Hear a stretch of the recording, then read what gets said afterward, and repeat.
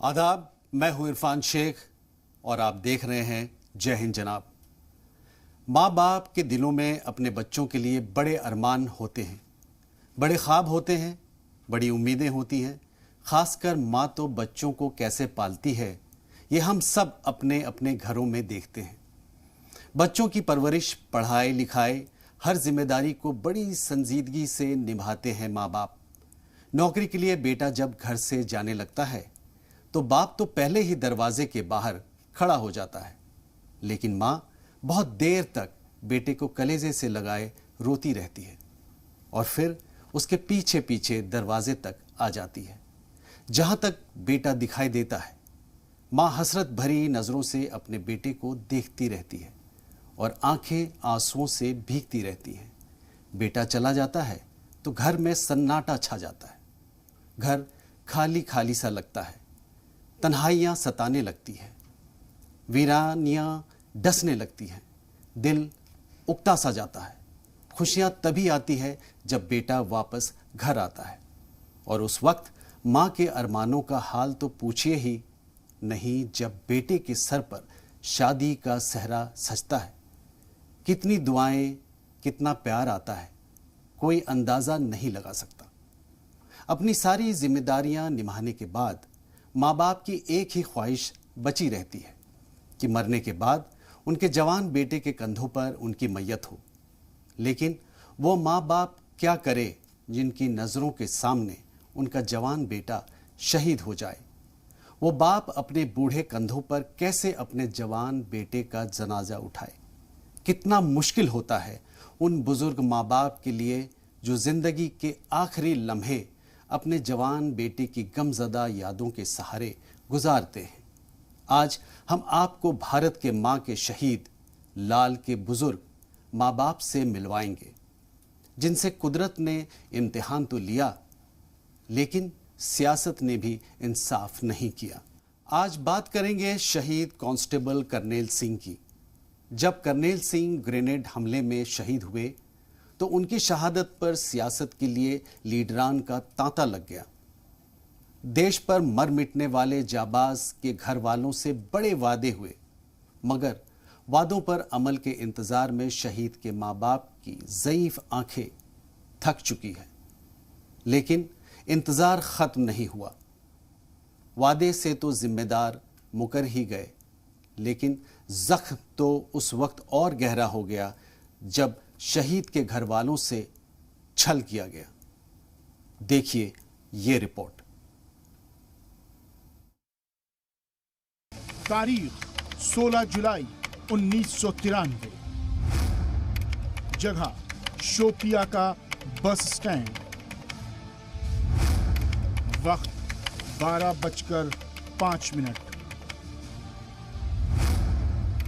दहशतगर्दों का फौज पर ग्रेनेड हमला। हमले में करनेल सिंह शहीद।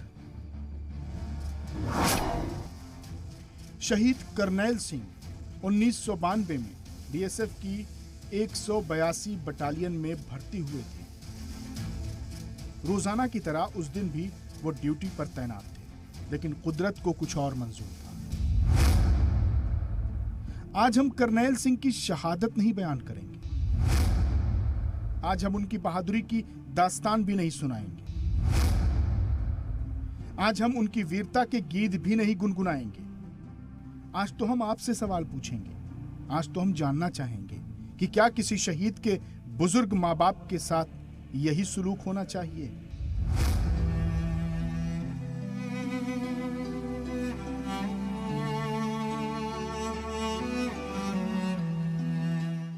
जो शहीद करनेल सिंह के माँ बाप के साथ हुआ, क्या मुल्क पर मर मिटने का यही सिला मिलता है? क्या सियासत इस हद तक जा सकती है? जी हां, यह हमारा सवाल भी है, गुस्सा भी है, गम भी है, दर्द भी है, आह भी है और आंसू भी। बहुत कमी है, बहुत दुख है। बड़ा किता दुख का नहीं सन मिलिया। पर्ची हो के गया, सगन पाए, ऐसा सगन पा के टोरिया 20-22 दिन के बाद बेचारा आ गया, लाश आ गई। सरकार ने कुछ मदद की आपकी? नहीं, सानू कख नहीं की मदद। करनैल सिंह जी डैसे साहब अब शोपियां में गए हैं ड्यूटी पर, तो वहाँ पर जाकर गाड़ी खड़ी की तो हौलदार से जवान बीच में से ना, हौलदार नीचे आ गया था तो जवान से बीच में गाड़ी में बोलता आप ठहरो, मैं इधर उधर चक्कर खा गया था हूँ, ये एरिया कैसा है। इतनी देर से ऊपर से उन्होंने ग्रेनेड फेंका, गाड़ी के बीच में पड़ना था लेकिन गाड़ी में नहीं पड़ा, तो टेल बॉक्स के साथ टकराया और नीचे करनैल खड़ा था, वो इसका पीस फटकर उसको ये इस हाड़ के पतले पैड लगा और वो गिर गया। तो जाकर सीओ साहब को रिपोर्ट दी, सीओ साहब बाहर आए, देखा, बोलो चादर ऊपर से उतारो, चादर उतारी तो वो उस वक्त डेथ हो गई थी उसकी। अब हम आपको बताते हैं पूरी कहानी। जब करनैल सिंह शहीद हुए उस वक्त मरकज में पीवी नरसिम्हा राव की सरकार थी और जम्मू कश्मीर में गवर्नर रूल नाफिज था। जम्मू कश्मीर के कांग्रेसी लीडरान ने बड़े बड़े वादे किए, दिलासा दिलाया कि उनकी बात सरकार तक पहुंचाई जाएगी, लेकिन कोई मदद शहीद के घर वालों को नहीं मिली। कांग्रेस के बाद जब अटल बिहारी वाजपेयी की सरकार आई तो शहीदों के वारिसीन को पेट्रोल पंप और गैस एजेंसी देने का ऐलान किया गया। इस मंसूबे के तहत शहीद करनैल सिंह के घर वालों को पेट्रोल पंप मिला भी, लेकिन घर वालों का इल्जाम है कि रियासत के एक बड़े लीडर ने उनसे पेट्रोल पंप मिलने की कागजी कार्रवाई के नाम पर उनके सारे डॉक्यूमेंट लेकर पेट्रोल पंप हड़प लिए। गया वो दिन, आया आज का दिन। वो लीडर न तो खुद लौटा, न कागजात लौटे, न पेट्रोल पंप मिला। गारू राम जो एमएलए मिनिस्टर, उसके कागज वो ले गया ना घर, असली कागज सारे उसने जाकर पता नहीं इनका नाम लिखाया, तो बोला कि मैं आपको जल्दी आपके नाम करा दूंगा। वो करा गया अपने नाम ही। उधर राय मोड़ में मैं खुद गया था राय मोड़ पर, तो राय मोड़ में जिस आदमी एक था बोलता ये ज़मीन मेरी है, और गारू राम गया हुआ दिल्ली कागज बनवाने के लिए और पेट्रोल पंप वो लगा रहा है यहाँ पर, मेरा भी इसमें हिस्सा है। और मैं क्या, बच्चा हमारा शहीद हुआ तो गारू राम कौन होता है। सरकार के बड़े बड़े हमारे पास आए लेकिन किसी ने हमें कोई मदद नहीं किया। गवर्नमेंट ने किया सी उस टाइम के एक बच्चे की सर्विस दी जाएगी, कोई सर्विस नहीं दी गई, और ना ही साडा कोई कंटीन कार्ड वगैरह बनाया, ना ही माता जी का कोई हैल्थ कार्ड वगैरह बनाया ट्रीटमेंट ਲਈ। इसलिए साडे नाल बड़ा धक्का होया। ये ਜਿਹੜਾ मतलब निष्पक्ष जांच होनी चाहिए है। ਅਸੀਂ अपना ਲੈਫਟੀਨੈਂਟ गवर्नर ਸਾਹਿਬ ਅੱਗੇ ਇਹ ਬੇਨਤੀ ਕਰਦੇ ਹਾਂ कि ਸਾਡੀ ਜਿਹੜੀ ਇਹ ਪੈਟਰੋਲ ਪੰਪ ਦੀ ਹੈ ਜਿਹੜੀ ਨਿष्पक्ष ਜਾਂਚ ਹੋਣੀ ਚਾਹੀਦੀ ਹੈ, ਔਰ ਇਹ ਸਾਡੇ ਵੀਰ ਜੀ ਨੂੰ ਸ਼ਹਾਦਤ ਦਾ ਦਰਜਾ ਵੀ ਦੇਣਾ ਚਾਹੀਦਾ ਹੈ।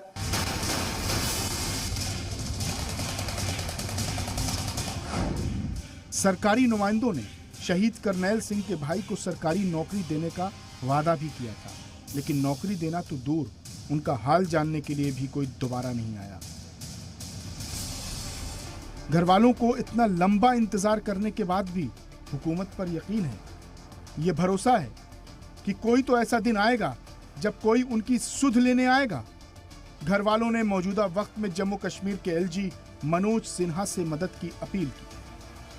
करनैल सिंह जी शहीद हुए हैं श्रीनगर के अंदर। ऑन स्पॉट जब इनके घर में मैसेज आता है तो मैसेज के ऊपर पूरी मिनिस्ट्री, डिप्टी कमिश्नर, एसडीएम, तहसीलदार, एसडीपीओ इनके घर में जाते हैं। संस्कार के टाइम पे जब ऑन स्पॉट एक रिलीफ दी जाती है स्टेट गवर्नमेंट की तरफ से, वो रिलीफ इनको अभी तक नहीं दिया।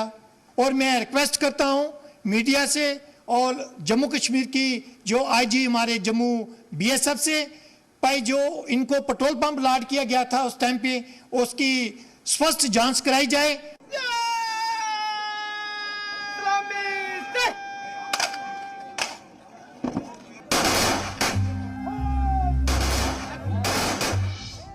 शहादत से तकरीबन 2 महीने पहले ही करनैल सिंह की सगाई हुई थी। मां बेटे की शादी के लिए उसका सेहरा तैयार कर रही थी। करनैल सिंह की शहादत की जब खबर घर पहुंची तो किसी रिश्तेदार ने बेटे के शहीद होने की खबर मां को भी दी।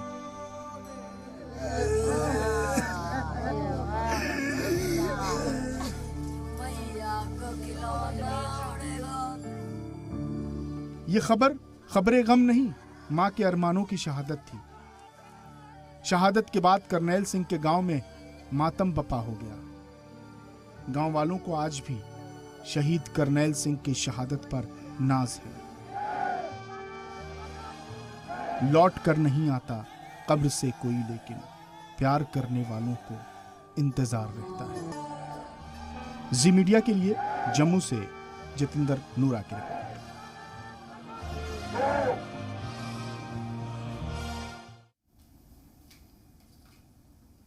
शहीद करनैल सिंह को, उनके परिवार वालों को जी का सलाम, सैल्यूट करते हैं हम आपको।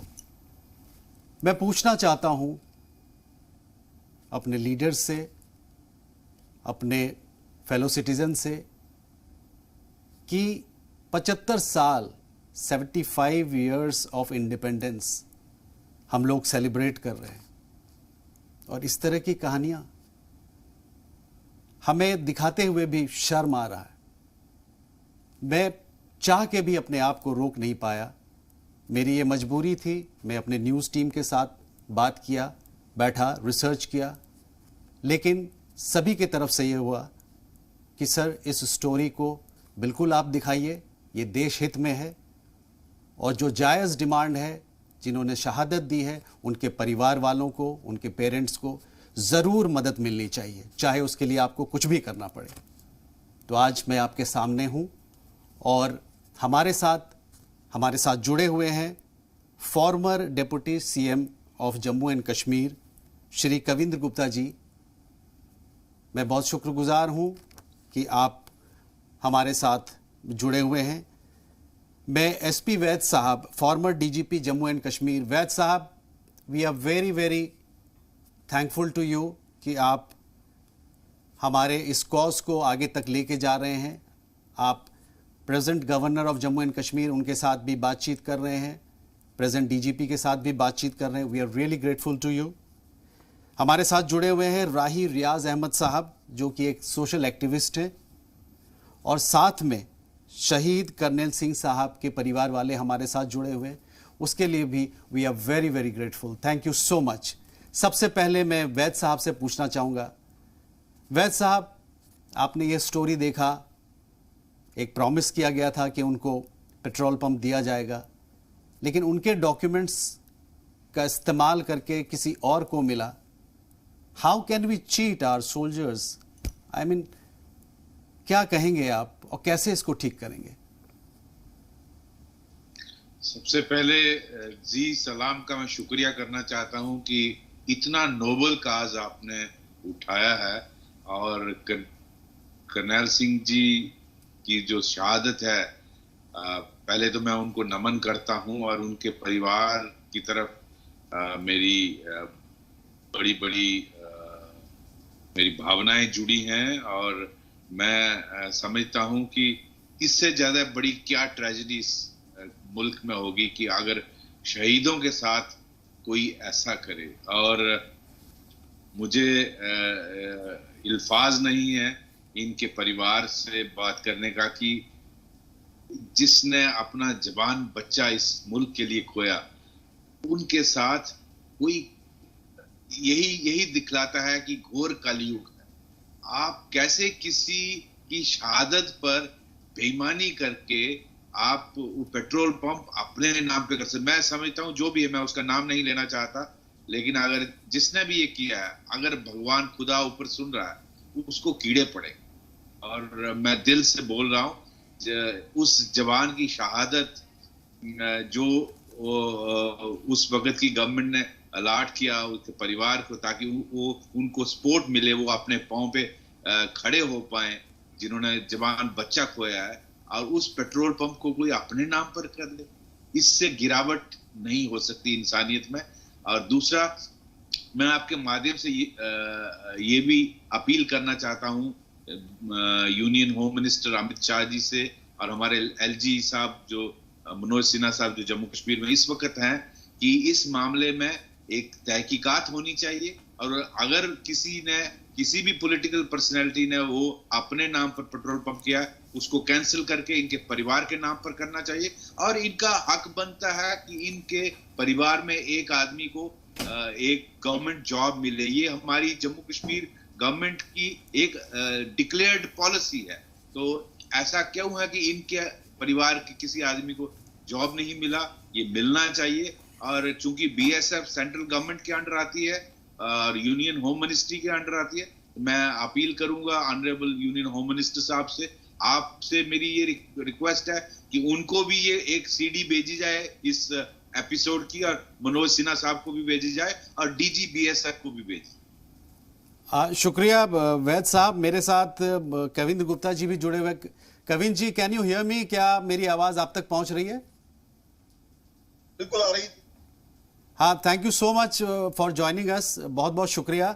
लेकिन आपने देखा इस स्टोरी में किस तरीके से जो जायज़ मांगे थी, एक परिवार वालों ने अपना बेटा खोया, देश ने एक बेटा खोया, उन्होंने शहादत दी इस मुल्क के लिए ताकि आप और हम चैन के साथ काम कर सकें। उनके साथ नाइंसाफ़ी हुई है। क्या आप कोई पहल करेंगे? बिल्कुल, आपकी बात। पहले तो मैं जी सलाम का धन्यवाद करना चाहता हूं कि जिन्होंने इस प्रकार की स्टोरीज को सामने ला करके जो लोग इनके शहादत के खिलाफ हैं या जिन्होंने इनको जो निर्णय लिए गए उन पर अमल नहीं किया, तो मुझे लगता है कि कहीं ना कहीं उन पर भी एक्शन लेने की जरूरत है। ये शहीद आज जम्मू कश्मीर में हम सही तरीके से जी रहे हैं, हमारी जनता सही प्रकार से यहाँ पर शांति व्यवस्था में रह रही है, तो उसका कारण यही है कि जिन लोगों ने शहादत दे करके अपनी जान बलिदान करके, वो भी किसी माँ के बेटे थे, उनको समझना होगा। लेकिन विडंबना है कि मैं बहुत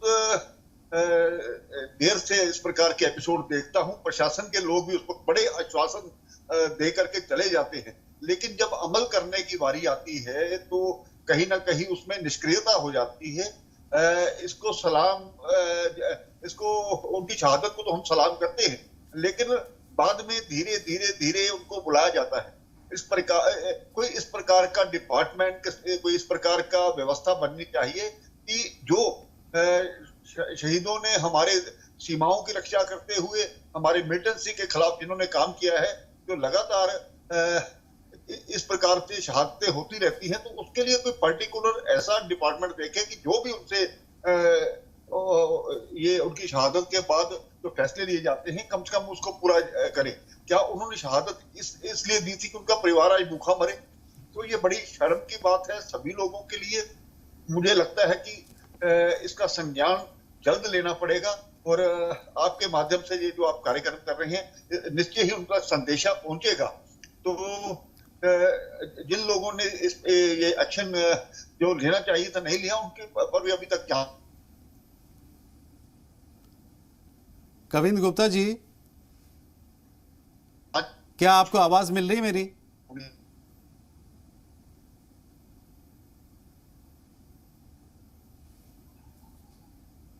राइट, कविंद्र गुप्ता जी, क्या आप मुझे सुन पा रहे हैं?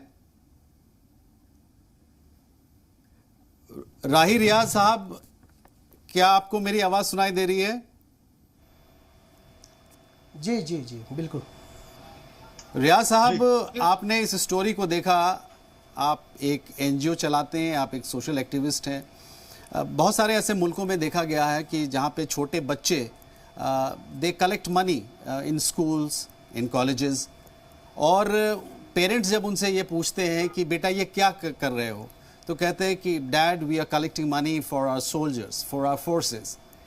क्या यही सिस्टम आपको मैं मेंशन करना चाहूँगा यहाँ पे कि हमारे जो फॉर्मर प्रेसिडेंट थे मरहूम एपीजे अब्दुल कलाम साहब, उन्होंने बहुत सारी बातें स्कूल में जाके, कॉलेजेस में जाके उन्होंने कहा, और बच्चे उन बातों पे इम्प्लीमेंट कर रहे हैं, अपनी ज़िंदगी को उस हिसाब से जीने की कोशिश कर रहे हैं। क्या एक सोशल एक्टिविस्ट होने के नाते आपको ऐसा नहीं लगता कि हमारे जो लोग हैं, the citizens of our country, हमें और ज़्यादा इन रियलिटी जुड़ना चाहिए इन बातों के साथ? आप इसके लिए क्या पहल करेंगे? सबसे पहले मेरी तरफ से शुक्रिया, आपने मुझे मौका दिया है यहाँ बैठने का। जहाँ तक आपका सवाल है, देखिए जम्मू कश्मीर में आपको पता ही है कि पिछले 30 सालों से हम किस दौर से गुज़र रहे हैं। यहाँ सिक्योरिटी पर्सनल्स के साथ साथ जो आम नागरिक हैं वो भी इस चीज़ में मुब्तला हो रहे हैं। जैसे आपने ये पूरी एक कर्नल की ये कहानी सुनाई, ये एक कर्नल की कहानी है। आप देख लीजिए जो आम सिविलियन हैं या ये जो यहाँ के जो बाशिंदे हैं उनको कितनी दिक्कत और मुसीबतों का सामना करना पड़ रहा होगा। मैं ये यहाँ पर कहना चाहूँगा कि हमारी कोशिश रहती है कि हम ऐसे लोगों को जो इन चीज़ों में मुब्तला हो जाते हैं, चाहे वो सिविलियन हो या सिक्योरिटी फोर्सेस से ताल्लुक़ रहने वाले फैमिलीज़ हो, हम उनकी काउंसलिंग करते हैं कि इन ऐसी हालात में आप कैसे अपने आप को बचाव कर सकते हैं, एजुकेशन के मामले में, हेल्थ के मामले में, या अगर वो SRO के लिए उनको फ़ाइल बनानी है तो उसमें भी हमारी कोशिश रहती है कि हम उन लोगों की मदद करें। तो जहाँ तक आपने बात की कि उनके लिए हमें कलेक्शन करनी चाहिए, देखिए यहाँ पर बहुत सारी ऐसी ऑर्गेनाइजेशंस हैं जो इन लोगों के लिए बहुत अच्छा काम कर रही है। यहाँ पर यतीम ट्रस्ट भी बहुत है, आपको पता ही है। इसी तरह दूसरी ऑर्गेनाइजेशंस भी हैं जो इस सिलसिले में काम कर रही है। तो हमारा भी वही है कि हम चाहते हैं कि ऐसा हो ही ना, कोई ऐसी वारदात हो ही ना। आपको पता है कश्मीर में हर दिन कोई ना कोई ऐसा सानिया हो जाता है जिसमें 2-4 ऐसे लोग जो है सुनने को मिल जाता है कि यतीम हो गए, आज उनका बाप का जो साया है वो उठ गया है। तो इन ऐसी सिचुएशंस में बहुत सारे बुरे हालात। जी राई साहब, कविंद्र जी जुड़ गए हैं हमारे साथ। कविंद्र जी, कैन यू हियर मी? क्या आप सुन पा रहे हैं? जी जी जी, सुन रहा हूँ। हाँ, मैं ये आपसे पूछना चाह रहा था क्योंकि यहाँ पे जो भी डिस्क्रिपेंसीज हुए हैं और जिस हिसाब से शहादत हुआ और उसके बाद उन परिवार वालों का हक मारा गया, मेरे इंफॉर्मेशन के हिसाब से एक पॉलिटिकल लीडर ने उस हक को मारा है। मैं नाम नहीं लेना चाहूँगा, क्या उनके खिलाफ भी इन्वेस्टिगेशन आप कराएंगे या कोई कार्रवाई होगी उनके खिलाफ? देखिए, ये कोई आदमी क्यों ना हो, ये अगर इस प्रकार का जुर्म करता है, मैं तो ये कहूंगा जुर्म किया है उस फैमिली पर, उसके खिलाफ तो जांच होनी चाहिए। किसने क्यों, किन कारणों से ये चीजें डिले हुई, तो इस पर तो कुछ नहीं होना चाहिए था। तो मुझे लगता है कि इसके लिए ना तो कोई कितना भी बड़ा आदमी हो, चाहे वो किसी भी पद पर बैठा हो, वो जो कसूरवार है उसकी कसूर को माफ नहीं किया जा सकता। इसलिए जरूरी है कि जो भी, चाहे वो पॉलिटिकल आदमी है, वो रखी, तो उन पर तो कड़ी कार्रवाई होनी चाहिए।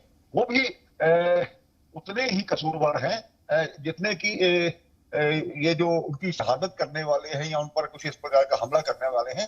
तो क्या ये शर्म की बात है कि आज जो जम्मू कश्मीर की सीमाओं की रक्षा करते करते बलिदान हो जाते हैं तो हम उनके परिवारों की चिंता नहीं करते हैं। हालांकि आर्मी में तो बहुत सी ऐसी ऑर्गेनाइजेशन बनी होती है, आर्मी वाइफ वेलफेयर एसोसिएशन और इस प्रकार की बनी होती है, जो उनके घर पर जाकर के ये सारी चीजें करती है। कि ये मुझे अब ये या तो पता लगे कि किन लोगों ने किया है, तो मैं ये साफ कहूंगा कि उनके खिलाफ तो कार्रवाई, वो सारे डिटेल्स आपको भेजे जाएंगे। कविंद्र गुप्ता जी, हमारे जो ब्यूरो चीफ है वहाँ पे, he will definitely get in touch with you. और मैं ये गुजारिश करता हूँ और मेरी ये ख्वाहिश भी होगी ये जानने के लिए कि उसको कहाँ तक फॉलोअप किया गया और अल्टीमेटली क्या रिजल्ट आया उसका। शहीद कर्नल जी, गृह मंत्रालय में भी बात की जाएगी, रक्षा मंत्रालय में भी बात की जाएगी। सभी हम उनसे संबंध रखते हैं। हमारा फर्ज बनता है कि कम से कम उनकी बात को हम आगे पहुंचाएं। और आप जब भी मुझे पूरी जानकारी मिलती है, मैं इस पर एक्शन करूंगा और आपको इसका जवाब भी दूंगा। मैं सभी लोगों के माध्यम से आपके चैनल पर यह बात बोल रहा हूं। ये जो आपने एक खुलासा आज किया है, तो निश्चय ही उसका असर आगे बढ़े, तभी इस प्रकार की बातें करने का फायदा है। मुझे लगता है कि जो भी आप कहेंगे उस पर कार्रवाई हम करेंगे और आगे तक पहुंचाएंगे। Kevin ji, we are really grateful to you, thank you so much. आप बने रहिए लाइन पे। शहीद कर्नल सिंह साहब के परिवार वाले हमारे साथ जुड़े हुए हैं, उनके भाई हैं, उनके पिताजी हैं, उनके माताजी हैं। सबसे पहले मैं नमन करता हूं, बहुत बहुत सैल्यूट करता हूं। आपके बेटे ने जो काम किया है वो हमारे भाई थे, हमारे मादरे वतन से, इस मुल्क से मोहब्बत करते थे। वो आज भी हमारे बीच में हैं, हम उन्हें महसूस कर सकते हैं। हमारा प्यार आपके परिवार वालों के लिए जी की तरफ से हमेशा हमेशा रहेगा।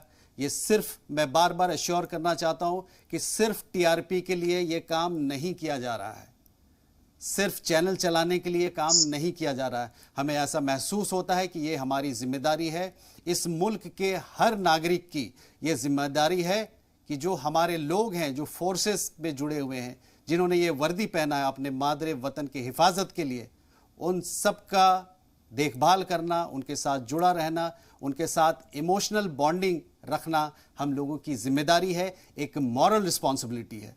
अब आप लोग हमारे साथ जुड़े, इसके लिए we are really very grateful, बहुत बहुत शुक्रिया। मैं ये जानना चाहूँगा भाईजान कि ये वादा किसने किया था पेट्रोल पंप देने का? क्या आप सुन पा रहे हैं? हाँ जी। ये किस व्यक्ति ने ये वादा किया था कि पेट्रोल पंप दिया जाएगा, और किस व्यक्ति ने वो पेट्रोल? जी आप बताएं प्लीज। कांग्रेस गवर्नमेंट ने जनाब उस टाइम चौधरी गारू राम ने किया सी जी।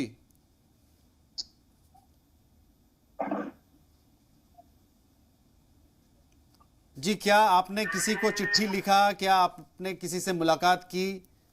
क्या आपने जानना चाहा कि वो विलंब क्यों हुआ? नहीं जी, हमने किसी को चिट्ठी नहीं लिखी। हमने बस उनको कागज दिए थे, उन्होंने आश्वासन दिया था कि पेट्रोल पंप जो है वो आपको मिलेगा। ना तो हमें वो पेट्रोल पंप मिला और ना ही हमें डॉक्यूमेंट मिले। उस टाइम कांग्रेस गवर्नमेंट थी। हम उस वक्त हुकूमत किसकी थी? हुकूमत कांग्रेस गवर्नमेंट की थी और जम्मू कश्मीर में गवर्नर राज था उस टाइम पर। तो जिस व्यक्ति ने आपसे डॉक्यूमेंट्स लिए, उस व्यक्ति का नाम आप जाहिर करना चाहेंगे? कांग्रेस विधायक दसिया ना सर, चौधरी गारू राम सी। तो क्या दोबारा थी साडे को डॉक्यूमेंट? तो आपने कभी दोबारा उन्होंने एक जी बताएं प्लीज। दोबारा उन्होंने, हमने पूछा उनसे एक दो बार, उन्होंने यही बोला कि कागज मेरे से गुम हो गए हैं और बाकी पेट्रोल पंप जो है मैंने अपना लगाया है, उसके कागज ही गुम हो गया। हमने बोला भी हमें कागज तो दे दो आप कम से कम, हम खुद कोशिश करते हैं। उन्होंने ना हमें डॉक्यूमेंट दिए और ना ही कुछ पेट्रोल पंप का बारे में उन्होंने बताया। बोला उन्होंने अपना लगाया मैंने। तो उन्होंने जो पेट्रोल पंप लगाया उसके लिए उन्होंने सपोर्टिंग डॉक्यूमेंट्स कौन से दिए हैं?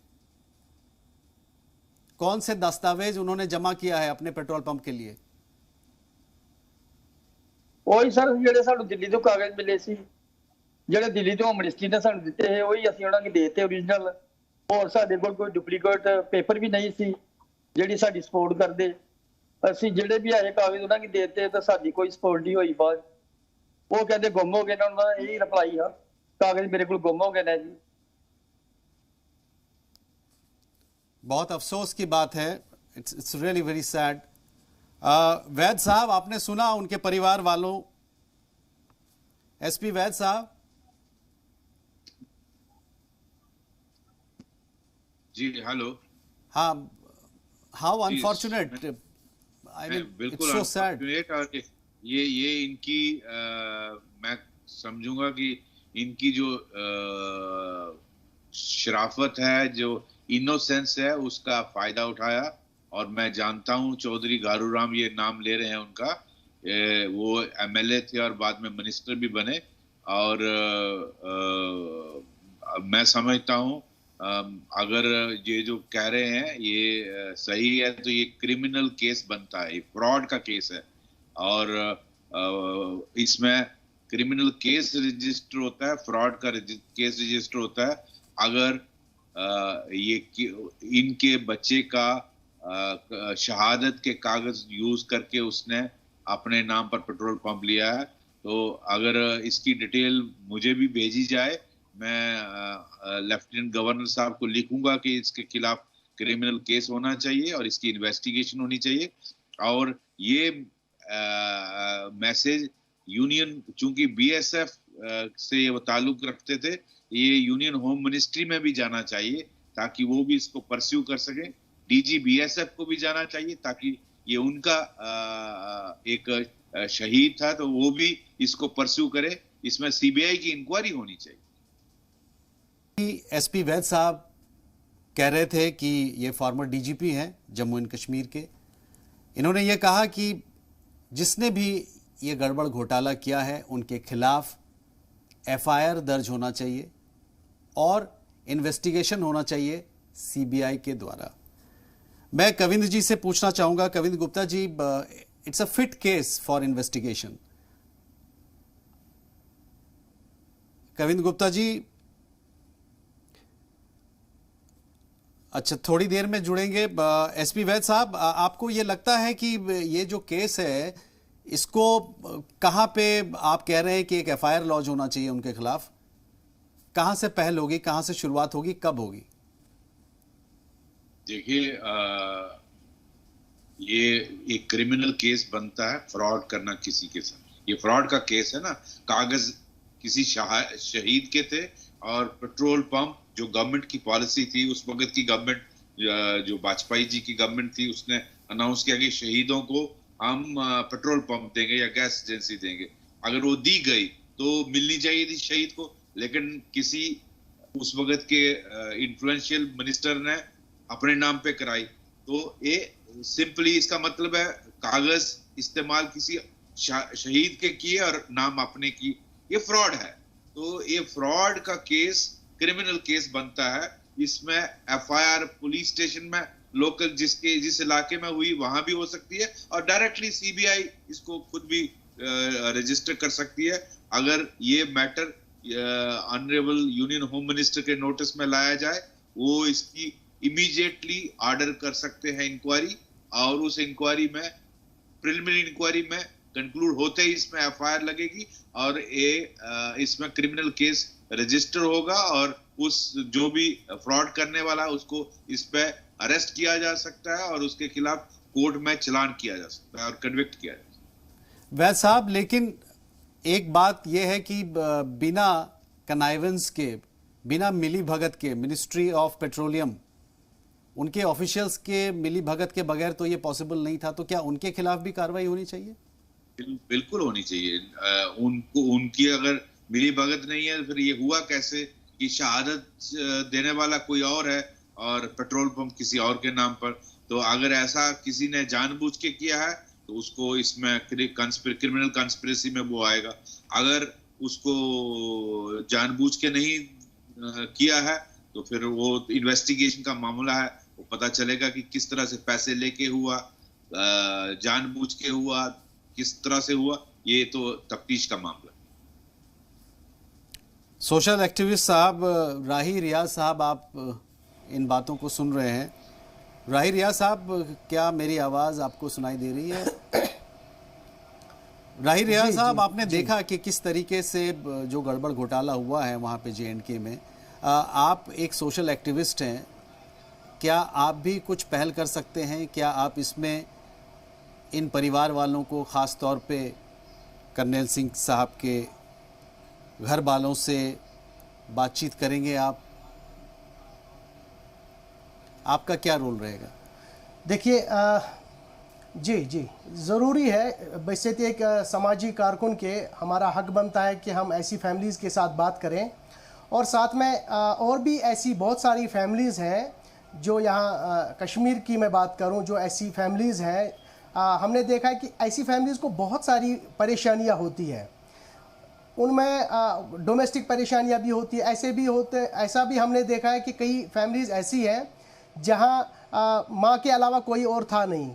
फिर क्या होता, वो बच्चे बेचारे जो होते हैं वो परेशान होते हैं, उनका कोई सहारा नहीं होता। इवन ऐसी भी फैमिलीज़ है जहाँ माँ भी छोड़ के चली गई है, बच्चे बेचारे जो हैं ना इधर के हैं ना उधर के रहे हैं। तो ऐसे में एक हम सब का रोल बनता है, जो भी ऐसे लोग हैं उनकी हमें सहायता करनी चाहिए। हमें उनको गाइड करना चाहिए, काउंसलिंग करनी चाहिए, सो दैट कि वो ऐसी हालात में न चले जाए, ड्रग्स में न चले जाए उनके बच्चे, एजुकेशन से दूर ना रह पाए ऐसी फैमिलीज़ उनके बच्चे। इसी तरह से जो बाकी उनकी नीड है जो वो हमें देखना चाहिए, हमें उसको पूरा करना चाहिए। मैंने पहले भी कहा कि यहाँ पर बहुत सारी ऐसी ऑर्गेनाइजेशंस हैं जो इस तरह की फैमिलीज़ को देखती है। इसी तरह मैं चाहूँगा कि थ्रू आउट जो हमारा ये जम्मू कश्मीर है, यहाँ पर ऐसे लोग सामने आ जाए जो ऐसे लोगों की खिदमत करे, उनको अच्छे से देखे, ताकि वो ऐसे हालात में न फंसे जिस तरह से कर्नल सिंह की फैमिली फंसी है। मैं यहाँ पर कुछ और भी कहना चाहूँगा कि हमने देखा है कि गवर्नमेंट की तरफ से तो है, स्कीम्स होती है, जैसे वेलफेयर स्कीम्स है या स्कॉलरशिप मिलती है ऐसे पर्सनल के बच्चों को।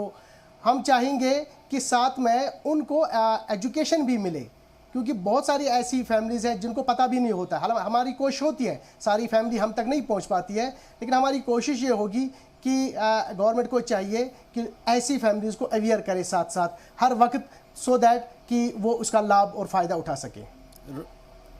रियाज साहब, बहुत ही वैलिड पॉइंट आपने रेज़ किया है कि जिन्होंने शहादत दी है उनके परिवार वालों को, ख़ासतौर पे बच्चों को एजुकेशन देने के लिए हम लोग एक पहल करें, एक पूल बनाएं। एंड आई थिंक इस पूरे मूवमेंट में भारत का एक एक सिटीज़न इन्वॉल्व हो सकता है, एक साथ मिलकर इस काम को कर सकता है। That's a great idea, wonderful idea. Kavind Gupta ji, आपको हमारी आवाज़ मिल रही है? जी आ रही, आवाज़ आ रही। जी जी, कविंद गुप्ता जी, आपने देखा अभी एसपी वैद साहब ये कह रहे थे कि जिस व्यक्ति ने ये सारा गड़बड़ किया है वो एक मिनिस्टर थे और कांग्रेस की हुकूमत थी। आपको क्या लग रहा है, this is a fit case to be investigated?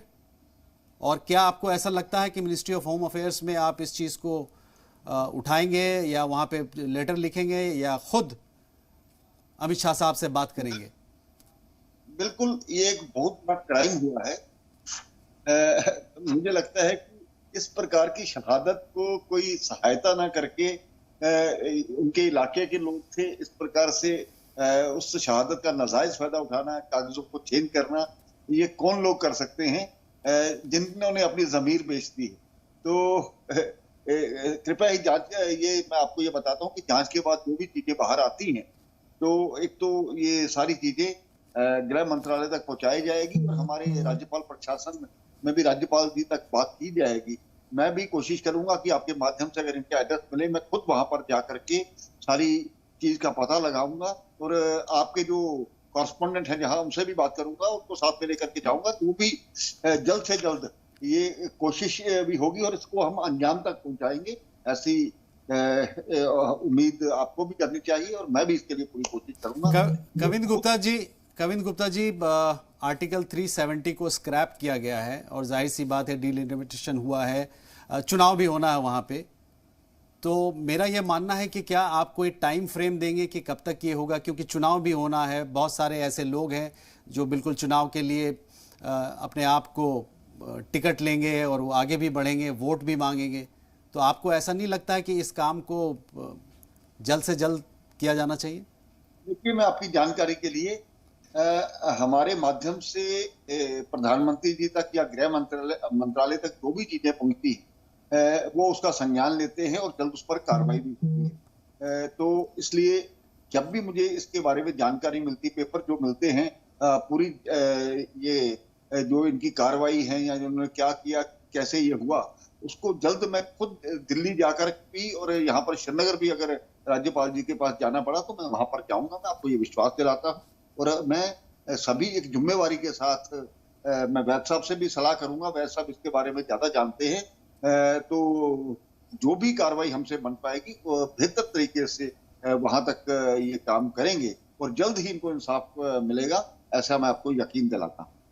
बहुत बहुत शुक्रिया, बने रहें आप हमारे साथ। वैद साहब, मैं आपसे एक चीज़ और जानना चाहूँगा कि when we are talking about Kashmir valley, आपने देखा कि आर्टिकल 370 को स्क्रैप करने के बाद और जो घटनाएं हो रही हैं, ड्रोन्स देखा जा रहा है बॉर्डर्स पे, उसको भी कंट्रोल करने की कोशिश हो रही है, चुटपुट यहाँ वहाँ घटनाएं हो रही हैं। एक चीज़ देखा गया है which is very very relevant, जो देखा गया है कि पत्थरबाजी बिल्कुल नहीं हो रहा है। तो आपको लग रहा है कहीं ना कहीं जो जिन पॉलिटिकल लीडर्स को बंद किया गया था, उनको समझाया गया था, उनको नज़रबंद रखा गया था, उसके बाद ये घटनाएं बिल्कुल लगभग खत्म सी हो गई है। आपको ऐसा नहीं लगता है कि पहले जो पॉलिटिकल लीडर्स थे वो कहीं ना कहीं इस तरह की जो हरकतें हो रही थी वैली में उसको वो ट्रिगर कर रहे थे या एक कैटलिस्ट के रूप में काम कर रहे थे? बिल्कुल आपकी असेसमेंट ठीक है, क्योंकि एक इकोसिस्टम बनाया गया था जहां पत्थरबाजी और सेपरेटिज्म को प्रमोट किया जाता था, और जब ये शिकंजा कसा गया और 370 और 35 हटाया गया और उन जो उकसाने वाले थे उनको नजरबंद किया गया, तो उसके बाद चाहे वो हुर्रियत हो चाहे बाकी लोग हों, मैं सबके नाम नहीं लेना चाहता, तो वो सब जो जब बंद हुआ तो ऑटोमेटिकली ये पत्थरबाजी कम एकदम बंद हो गई, और ये जो यूथ को गलत रास्ते पे अपने मफाद के लिए, अपने पॉलिटिकल फायदे के लिए इस्तेमाल करते थे, वो इस्तेमाल होना कम हो गया। और कश्मीर का यूथ अब अच्छी बेहतरी से समझ पा रहा है। उसके लिए जो पैसा आता था, जो हवाला मनी आता था, वो NIA ने शिकंजा कसा, और जो पत्थरबाजी के लिए उसको डिस्ट्रीब्यूट किया, बहुत सारे चैनल से आया करता था, चाहे वो ट्रेड से हो, चाहे वो टेररिस्ट जब एंटर करते थे ड्रग्स लाते थे, उसको बेच के जो पैसा आता था वो इस्तेमाल होता था। बहुत सारे बहुत सारे तरीके थे इस पैसे को जो हवाला चैनल से आता था, और वो इस्तेमाल होता था इन पथराव करवाने के लिए और पत्थरबाजों को देने के लिए। शुक्रिया वैद साहब, आपने बहुत क्लियरली मेंशन किया इस बात को कि टेरर फंडिंग को कहीं ना कहीं रोका गया है, और जाहिर सी बात है कि इन्वेस्टिगेशन की बात अगर हम कर रहे हैं, कोई भी गड़बड़ हुआ है, अगर कोई भी फौपा अगर हुआ है तो उसको इन्वेस्टिगेट करने की ज़रूरत है। ख़ास तौर पे जिन लोगों ने शहादत दी है, कुर्बानियाँ दी है अपने मादरे वतन के लिए, उनके परिवार वालों के साथ हम सब जुड़े हुए हैं। मैं एक बार फिर से शहीद कर्नल सिंह साहब के परिवार वालों से बात करना चाहूँगा। शहीद कर्नल सिंह साहब के भाई साहब यहाँ पे हैं। भाईजान, क्या आप हमें सुन पा रहे हैं? हाँ जी सुन रहे हैं जी। देखिए, यहाँ पे फॉर्मर डेप्यूटी CM हैं, हमारे साथ जुड़े हुए हैं, कविंद गुप्ता जी हैं, SP वैद साहब जुड़े हुए हैं, राही रियाज साहब जुड़े हुए हैं। ये सब के सब हमारे जो कॉरेस्पॉन्डेंट है वहाँ पे जम्मू कश्मीर में, वो लोग भी आपके साथ जुड़े हुए हैं। और मैं अश्योर करना चाहता हूँ आपको जी प्लेटफॉर्म के माध्यम से, जी चैनल के माध्यम से, जी सलाम के माध्यम से, कि आपके बेटे को इंसाफ मिलेगा और जो आपका हक है वो भी मिलेगा। उसके साथ साथ हिंदुस्तान के तमाम लोगों का मोहब्बत और प्यार और अपनापन आपको मिलेगा। हम सब एक साथ हैं, और ये एक वार्निंग सिग्नल है उन सारे लोगों के लिए जितने भी दुश्मन हैं जो हिंदुस्तान की तरफ निगाह उठा करके देख रहे हैं, कि यूनाइटेड वी स्टैंड, हम सब एक साथ हैं। ये मुल्क बहुत स्ट्रांग है, बहुत स्ट्रांग है, और हम सब एक साथ हैं। आवाज़ दो हम एक हैं। और ये मैं श्योर कर देना चाहता हूं आपको कि ये प्रोग्राम जय हिंद जनाब सिर्फ एक प्रोग्राम नहीं है, ये एक आंदोलन है। And this is being watched in 140 countries across the world. और जितने भी NRIs हैं, नॉन रेसिडेंट इंडियन, वो सब लोग जुड़े हुए हैं जी के साथ। उनका लगातार कॉल आता रहता है, और वो सब people from Canada, people from America, Australia, various parts of the world, वो डायरेक्टली कांटेक्ट में है। और वो कह रहे हैं कि किसी भी व्यक्ति के लिए जो फोर्सेस के साथ जुड़े हुए हैं, जिन्होंने इस मुल्क के लिए शहादत दी है या कुर्बानियाँ दी है या जो सेक्रीफाइस कर रहे हैं, उन सब के साथ हैं। और जब भी कोई बात होगी, एक पूल पे हम रहेंगे और एक साथ मुखातिब होंगे, हम दुनिया को बताएंगे कि we all are united. Thank you very much for being with us in this program. बहुत बहुत शुक्रिया। Thank you very much for watching जय हिंद जनाब। थैंक यू वेरी मच, बहुत बहुत शुक्रिया।